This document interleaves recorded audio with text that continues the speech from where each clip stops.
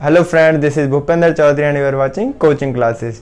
जैसे कि मैं आपको पिछले पार्ट में ज्योग्राफी की मैंने पिछली क्लास जो ली थी वो ज्योग्राफी की ली थी, मैं उसका एक पार्ट करवा चुका हूँ और मैं आज उसका सेकंड पार्ट कराऊंगा। जो हमारा टॉपिक था, हम भारत के बारे में कुछ चीज़ें बता रहे थे जो कि भारत से रिलेटेड है, बहुत ही इंपॉर्टेंट है, जो एग्जाम्स में काफ़ी बारी पूछी जाती हैं।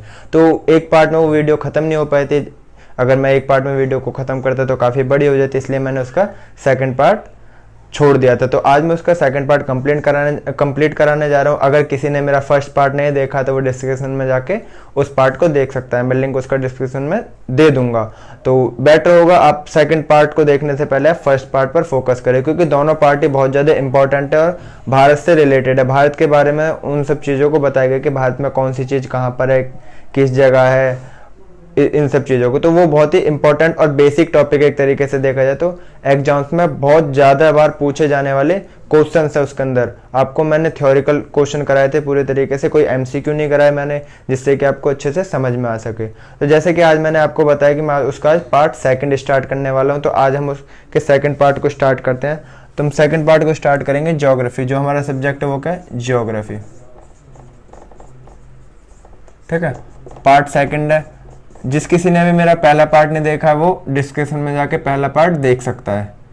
ठीक है, पार्ट सेकंड है। तो ज्योग्राफी में सबसे पहले हम बात करेंगे जो हमारा जो भारत का स्टैंडर्ड टाइम है, ISD, इंडियन स्टैंडर्ड टाइम, वो कहाँ पर स्थित है। कभी कभी क्वेश्चन पूछ लिया जाता है कि जो भारत का जो ISD टाइम है, इंडियन स्टैंडर्ड टाइम है, वो कहाँ पर है। तो वो जो हमारा है भारत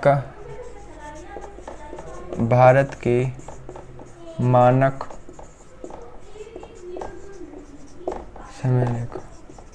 वो कहाँ पर है? वो है इलाहाबाद। इलाहाबाद कहाँ पे पड़ता है? हमारा उत्तर प्रदेश में।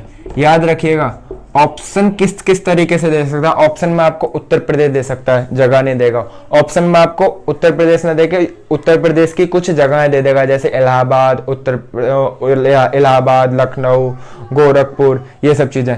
या फिर आपको और क्या दे सकता है, जो भारत की जो मानक समय रेखा वो इलाहाबाद में मिर्जापुर, इलाहाबाद के अंदर एक जगह है मिर्जापुर, वो वहां पर स्थित है। याद रखना, आपको ऑप्शन में उत्तर प्रदेश भी दे सकता है, इलाहाबाद भी दे सकता है, मिर्जापुर भी दे सकता है। तो आपको बहुत ही अच्छे से बात को समझना है कि मैं किस चीज में बोल रहा हूँ। तो भारत का जो मानक समय रेखा वो कहाँ पे? उत्तर प्रदेश के इलाहाबाद के मिर्जापुर शहर में। ठीक है, अब हम बात करते हैं कि जो भारत की मानक रेखा, जो भारत का जो मानक रेखा समय है वो GMT, यानी कि जो जो GMT वॉच है, ग्रीनविच मील टाइम है, उससे हमारा मानक समय जो कितना आगे या कितना पीछे, तो हम वहां से बात करेंगे। तो GMT, ग्रीनविच मील टाइम से हमारा जो समय है वो 5.5 घंटे, आवर्स क्या है? आगे है, आगे। यानी कि अगर हमारे 5.5 घंटे क्या है? आगे है। अगर हमारे यहाँ 12, अगर वहां पे 12 बजे हुए हैं तो हमारे यहाँ पे कितने बजेंगे? 17 बज के यानी 17:30। ठीक है, तो इस तरीके से अब हम बात करते हैं। ये हमने बता दिया कि हमारे जो भारत के समय रेखा वो कहां से। अब जो ये मिर्जापुर हमारी जो जगह है ये कहां पे? ठीक है, अब ये जो हमारा, अगर हम देशांतर की बात करेंगे तो ये हमारा कितने में? 82.5 डिग्री पूर्वी देशांतर में स्थित है, पूर्वी देशांतर। अब इस पूर्वी देशांतर से होकर के 5 राज्य गुजरते हैं, मतलब ये जो 82.5 है, इससे क्या होता है? 5 राज्य जो है वो गुजरते हैं। वो कौन कौन से? 5 राज्य जो है जहां से ये लाइन जाती है, वो 5 राज्य हैं। उत्तर प्रदेश, मध्य प्रदेश,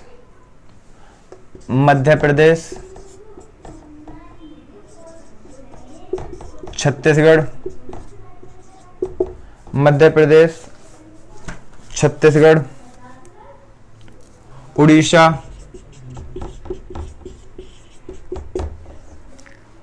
और आंध्र प्रदेश। ये 5 राज्य हैं जो कि मानक समय रेखा से होकर गुजरते हैं। याद रखिएगा, 5 राज्यों के नाम याद कर लीजिएगा: उत्तर प्रदेश, मध्य प्रदेश, छत्तीसगढ़, उड़ीसा और आंध्र प्रदेश। अब आपने पढ़ा होगा SST में, आपने 6th क्लास में पढ़ लिया होगा, दो चीज होती है, एक होता है लैटिट्यूड और एक होता है लॉन्गिट्यूड। तो मैं उसके अलग से आपके लिए वीडियो बनाऊंगा, लेकिन उसमें मैं भी आपको थोड़ी सी चीजें बता देता हूँ। जो लैटिट्यूड और लॉन्गिट्यूड यानी मैंने आपको उस पर पिछली वीडियो में बताया था देशांतर और अक्षांश, ठीक है, अक्षांश, ठीक है। तो हम बात करते हैं जो कर्क रेखा है, उसमें हमारी जो पृथ्वी उसके अंदर रेखा होती है, तो उसमें एक कर्क रेखा होती है, कर्क रेखा। इसमें पूछा जाता है कि कर्क रेखा भारत के किन राज्यों से गुजरती है और कितने राज्यों से गुजरती है। तो कर्क रेखा भारत के 9 राज्यों से गुजरती है। कितने राज्यों से गुजरती है? 9 राज्यों से होकर। भारत में कर्क रेखा जो है वो कितने राज्यों से होकर गुजरती है? 8 राज्य, सॉरी 9 नहीं, 8 राज्यों से होकर गुजरती है। वो कौन कौन से राज्य मैं आपको बता देता हूं। वो राज्य हैं आपके राजस्थान, गुजरात,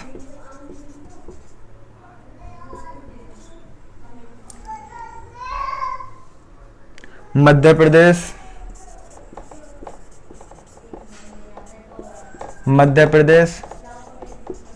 छत्तीसगढ़। आप इंपॉर्टेंट चीजों को नोट जरूर करते रहिएगा, ये चीजें आपके लिए बहुत ही इंपॉर्टेंट है, आपको बाद में रिवीजन करने में आसानी होगी अगर आप नोट कर लेंगे तो इन सब चीजों को, ठीक है। छत्तीसगढ़, झारखंड,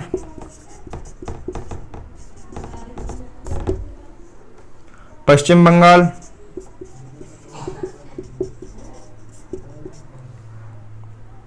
त्रिपुरा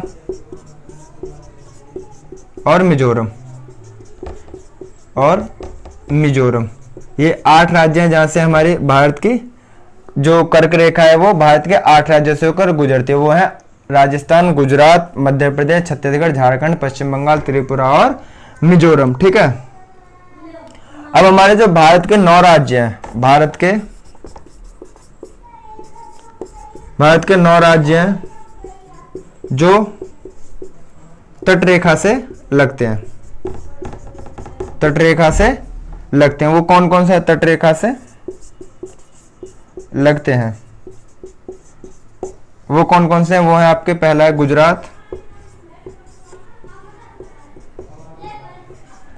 गुजरात, दूसरा है आपका महाराष्ट्र, दूसरा महाराष्ट्र, तीसरा गोवा, चौथा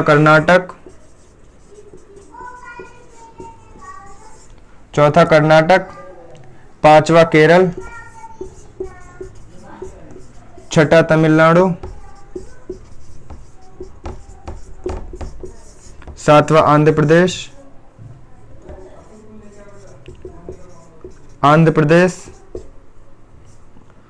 आठवां उड़ीसा, और 9वां आपका पश्चिम बंगाल।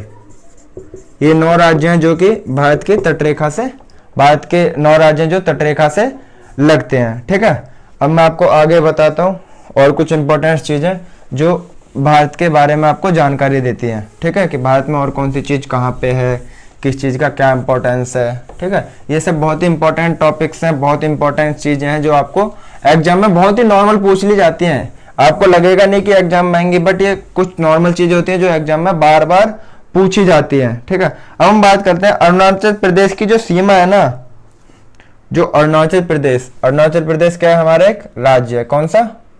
अरुणाचल प्रदेश। अरुणाचल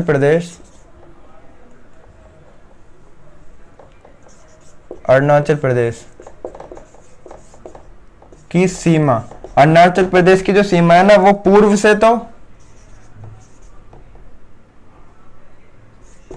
से म्यांमार, ठीक है, और पश्चिम से भूटान,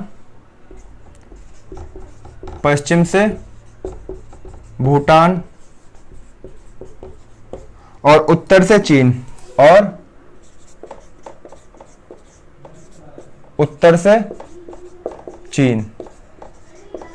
से लगती है। याद रखना, यही केवल ऐसा राज्य है जो 3 तरफ से दूसरे देश की सीमाओं से लगता है। अरुणाचल प्रदेश केवल ऐसा राज्य है जो 3 देशों की सीमाओं से लगता है, अकेला एक राज्य है जो कि 3 देश की सीमाओं से लगता है। अब हम बात करते हैं कि ऐसा कौन सा राज्य है जो तीनों तरफ से बांग्लादेश से घिरा हुआ है। ऐसा कौन सा राज्य है जो तीनों तरफ से बांग्लादेश से घिरा हुआ है, तो वो है आपका त्रिपुरा। त्रिपुरा भारत का एक राज्य है जो क्या है, वो तीनों तरफ से किससे घिरा हुआ है, वो बांग्लादेश से घिरा। त्रिपुरा राज्य तीन तरफ से बांग्लादेश से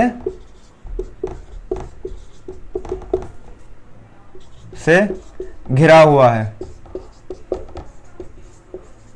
बांग्लादेश से घिरा हुआ। त्रिपुरा एक राज्य है जो कि तीन तरफ से बांग्लादेश से घिरा हुआ है, ठीक है। अब हम बात करते हैं यंगयाम। यंगयाम एक दर्रा है। यंगयाम क्या है, एक दर्रा है। दर्रे के पास, यंगयाम दर्रे के पास यंगयाम एक दर्रा है जिसके पास से ब्रह्मपुत्र नदी शुरू होती है। याद रखना, पूछ लेते हैं कि जो ब्रह्मपुत्र नदी है वो कहां से शुरू होती है, तो वो कहां से होती है, यंगयाम दर्रे के पास से, यंगयाम दर्रे से शुरू होती है, ठीक है। याद रखना ये नदी वाले, मैं आपको बहुत ही सारे टॉपिक्स कराऊंगा, अलग अलग नदी का अलग करा दूंगा, स्टेट अलग पढ़ाऊंगा, ठीक है, और करेंसीज अलग कराऊंगा, लैटिट्यूड्स लॉन्गिट्यूड्स अलग कराऊंगा, सबके मैं अलग अलग टॉपिक करके आपको पढ़ाऊंगा। ऐसा नहीं है कि मैं एक ही चीज में, माना कि अभी चीज आने जैसे यहाँ पे ब्रह्मपुत्र नदी आ गई, तो ऐसा नहीं है कि मैं आपको ब्रह्मपुत्र के बारे में कुछ बताऊंगा नहीं। जब हमारा नदी का टॉपिक आएगा तो मैं आपको ब्रह्मपुत्र के बारे में पूरी डिटेल दूंगा कि ब्रह्मपुत्र नदी कहाँ से निकलती है, कहाँ जाती है, कौन कौन से राज्य से होकर गुजरती है, कितनी इसकी लंबाई है, कितनी इसकी चौड़ाई, मैं आपको सारी चीजें डिटेल में बताऊंगा। बट अभी हम कुछ मेन टॉपिक्स लिख रहे हैं, तो अभी अगर मैं इन चीजों को एक्सप्लेन करूंगा तो ये टॉपिक कंप्लीट नहीं हो पाएगा। तो इसलिए मैं सभी टॉपिक्स को, जितने भी टॉपिक बनेंगे सबको मैं अच्छे से एक्सप्लेन करूंगा, और जितनी भी बात आ रही है मैं उन सबको आपके सामने रखूंगा। तो ठीक है, आप मेरे चैनल के साथ बने रहिएगा। अगर आप कंपटीशन एग्जाम के तैयार करें तो आपको बहुत ही ज्यादा बेनिफिट्स मिलने वाला है, ठीक है। अभी एक यंगयाम दर्रा है जो कि कहां है, ब्रह्मपुत्र नदी जहां से क्या होती है, शुरू होती है। अब हम बात करते हैं भारत का सबसे ऊंचा दर्रा। पूछ लिया जाता है बहुत बारी, भारत का सबसे ऊंचा दर्रा और कितना ऊंचा है, इसकी हाइट भी पूछ ली जाती है। सबसे ऊंचा दर्रा, भारत का सबसे ऊंचा दर्रा कौन सा है, काराकोरम। काराकोरम नाम का एक दर्रा है जो कि भारत का सबसे ऊंचा दर्रा है। ये कहां पे, ये है आपका जम्मू कश्मीर में। जम्मू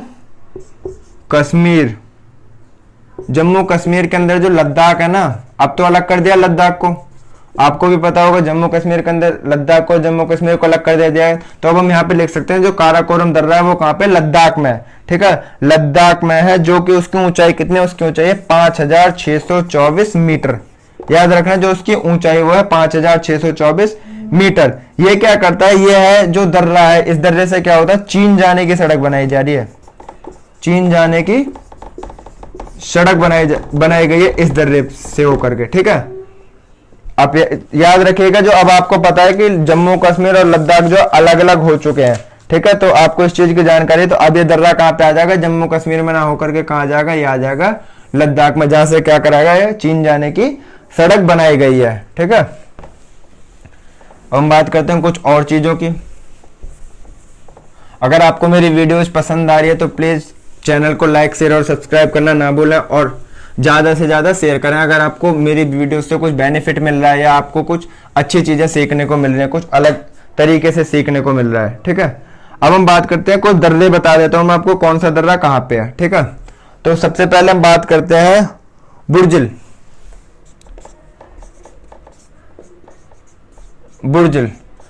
दर्रा है। बुर्जिल ये दर्रे का नाम है, याद रखिएगा, थोड़े कठिन है लेकिन आपको नाम याद रखने पड़ेंगे। जो क्या करता है, श्रीनगर से एक गिलगित नाम की जगह है। कौन सी जगह है,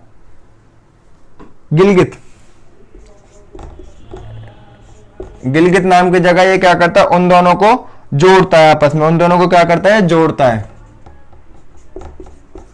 गिलगित नाम की एक जगह है, उन चीज को, उस जगह को क्या करता है, आपस में जोड़ता है। अब हम बात करते हैं दूसरा दर्रा, वो क्या है, बनिहाल दर्रा। ये कहां पे, ये आपका जम्मू एंड कश्मीर में। ये आपका कहां पे दर्रा, जम्मू एंड कश्मीर में, ठीक है। ये जम्मू कश्मीर से क्या करता है, श्रीनगर को जोड़ता है। आप याद रखना, कभी कभी जम्मू कश्मीर ना दे करके यहाँ पे जम्मू भी दे सकता है खाली, क्योंकि देखा जाए तो इसका स्टार्टिंग जम्मू से होती है, लेकिन अगर राज्य की बात करेगा तो जम्मू कश्मीर दोनों दे देगा, ठीक है। तो ये क्या करता है, जम्मू कश्मीर से श्रीनगर को जोड़ता है। यहां से क्या करता है, जम्मू कश्मीर से श्रीनगर जाने का मार्ग बनावे, ठीक है, जाने का मार्ग यहां से जो जम्मू से श्रीनगर जाते हैं, किस दर्रे से, बनिहाल दर्रे से, ठीक है। जहां पे जवाहर सुरंग, जहां पे क्या है, जवाहर नाम की एक सुरंग है, सुरंग वो जो यहीं से होकर गुजरती है, इसी से होकर गुजरती है, इसी से गुजरती है। कौन सी सुरंग है, जवाहर सुरंग याद रखिएगा, सुरंग का नाम बहुत ही इंपॉर्टेंट सुरंग है, ठीक है। अब हम बात करेंगे सिपकिला दर्रा। कौन सा दर्रा, सिपकिला दर्रा है, जो कि कहां है, शिमला से क्या करता है, वो शिमला से तिब्बत को जोड़ता है, शिमला से क्या करता है, तिब्बत को जोड़ता है। तो मैंने आपको यहाँ पे भारत से रिलेटेड बहुत इंपॉर्टेंट चीजें बता दी, जो कि बेसिक है, जो कि एग्जाम में बहुत ज्यादा पूछी जाती हैं। तो मैं आपसे एक बार फिर से कहूंगा कि अगर आपने मेरा फर्स्ट पार्ट नहीं देखा तो आप उसको जरूर देखिएगा, उसमें भी मैंने बहुत सारी चीजें पढ़ाई हैं, तो यही बेटर होगा। और मैंने आपको इंपॉर्टेंट चीजें लिखवा दी, आप इसको नोट करिएगा अपनी नोटबुक में, और एग्जाम टाइम पे आप रिवीजन करने में बहुत ही हेल्प होगी। जैसे कि आपको पता है दिल्ली पुलिस का चैनल है, तो आपका एग्जाम बहुत ही नियर है, नवंबर से दिसंबर के बीच में आपका एग्जाम हो जाएगा, अभी तक की जो अपडेट आ रखी है, ठीक है। तो अभी तक बने रहने के लिए मेरे साथ thank you. Stay home and stay safe.